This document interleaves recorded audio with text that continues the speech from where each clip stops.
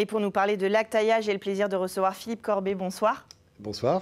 La saison de Lactalia se poursuit puisque vous avez œuvré à Faites Lire avec un spectacle ce mercredi prochain, 16 octobre à 20h30 à la salle des concerts, Apocalypse 5. Synchronisation, on le disait hors antenne.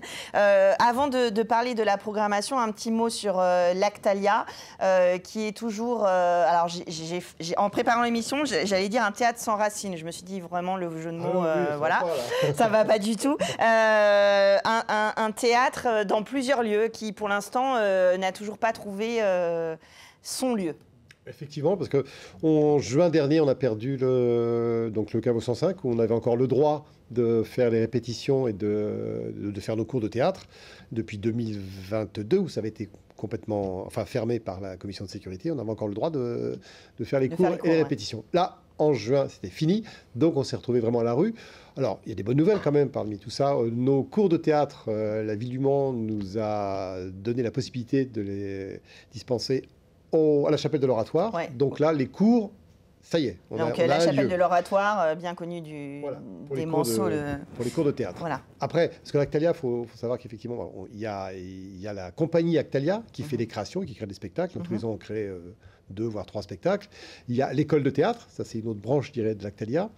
Et puis il y a aussi le théâtre d'Actalia qui fait une saison culturelle avec des propositions. Et là il faut des salles pour recevoir, bien sûr. Alors vous allez être dans plusieurs endroits. Vous commencez à la salle des concerts. Vous allez être pas mal au théâtre Paul Scarron, place des Jacobins. Oui, au théâtre Paul Scarron, qui est très bien adapté pour le théâtre. Là, c'est à peu près presque 70% de notre programmation. Et puis, on va vous retrouver dans plusieurs autres lieux, et notamment avec votre création. Vous allez aller à Coulennes, vous allez à Saint-Saturnin. Oui, Ciel-Guillaume, enfin voilà. Du coup, vous voyagez un peu. On voyage, et je pense qu'on va voyager de plus en plus, parce qu'on a besoin de jouer le plus souvent possible et d'avoir le plus de dates. Donc on va encore... on découvre un petit peu, on était dans notre lieu, et puis petit à petit, on a dû s'en séparer. Donc maintenant, on recherche un lieu, effectivement.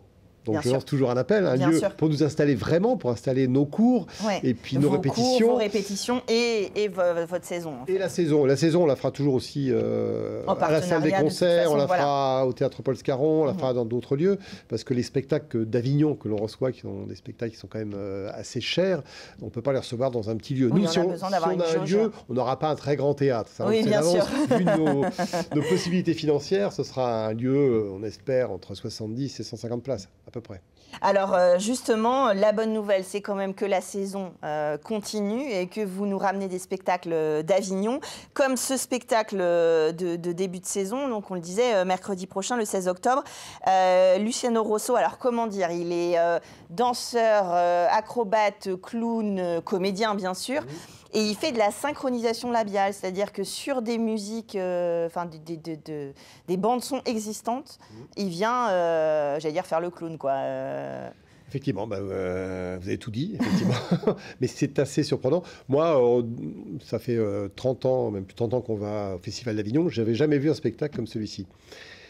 C'est un spectacle qui était très cher, donc on s'est battu pour l'avoir. Et quand on a toujours les gens à l'usure, nous, à force d'insister, on a fini par l'avoir. Et après 3 ans de persécution de notre part, Luciano Rosso vient au Mans, parce qu'il tourne un peu dans le monde avec ce spectacle-là. Il avait aussi fait un spectacle de danse, Un Pollo Roro, qui était venu au Palais des Congrès. Un spectacle qui avait fait un carton, il a tourné partout dans le monde. Avec Apocalypse 5, il va un peu partout aussi. Mais il va s'arrêter au Mans. Ouais, on a la chance de découvrir cette proposition complètement loufoque et très, très intéressante donc à la salle des concerts. 20h30, donc mercredi. Un spectacle unique et puis qu'on peut voir en famille. C'est un spectacle... Tout à fait, tout à fait. Les enfants vont rire, rire peut-être encore plus que les parents, parce qu'il est très expressif. Il y a un petit teaser qui est, si vous allez sur le site de l'Actalia, vous allez voir. C'est incroyable ce qu'il arrive à faire. Puis c'est un très grand danseur avec son corps, avec son visage. Ouais, c'est vraiment exceptionnel. Moi, je ne connais pas d'autres spectacles comme celui-ci. Donc, on démarre très fort avec quelque chose. Même les gens qui ne sont pas férus de théâtre, ils peuvent venir voir ce spectacle-là. Oui, parce que c'est une autre approche finalement de la scène très accessible. Alors après, vous nous ramenez est début novembre, les 8 et 9 novembre prochains. Là, ça sera au théâtre Paul Scarron. Un autre spectacle d'Avignon dans les forêts de Sibérie. Alors là, on va prendre un petit gilet. Oui, alors c'est un très beau spectacle. C'est l'adaptation du roman de Sylvain Tesson avec William Mesguich qui était déjà venu l'année dernière pour Artaud Passion. Là, c'est un seul en scène. C'est un très beau spectacle. C'est un moment de la vie de Sylvain Tesson quand il a fait tous ses parcours. Hein. Là, c'est au moment où il est dans les forêts de Sibérie. Donc c'est très intimiste. Ça dit beaucoup de belles choses. Donc c'est vraiment un spectacle. On est dans le vrai théâtre là, avec une très grande interprétation de William Mesguich. Et ça a été un de nos coups de cœur au Festival d'Avignon déjà l'année dernière. On l'a revu encore cette année, mais comme toujours, on insiste. Et donc on l'a. On le tient. Les 8 et 9 novembre prochains, donc au théâtre Paul Scarron. Rapidement aussi, après le 7 décembre, un spectacle en collaboration avec le Palais des Congrès et de la Culture du Mans. Coloratour, c'est la fameuse histoire de Mrs. Jenkins qui se croyait soprano fameuse et qui a été quand même jusqu'à Carnegie Hall alors qu'elle ne savait pas chanter. Effectivement, c'est ça.